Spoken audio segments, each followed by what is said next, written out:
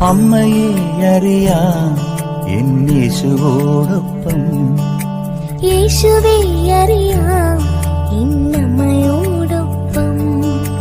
അമ്മയെ അറിയാം എന്നേശുവോടൊപ്പം.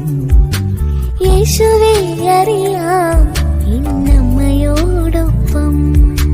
അമ്മേ എന്നെ നിൻ മകനോടു ചേർക്കണേ. എന്നും നിന്നോമൽ പ്രിയ പൈതലാക്കണേ. ഇനി എന്നും എന്നുള്ളിൽ പുതു സ്നേഹമാകണേ.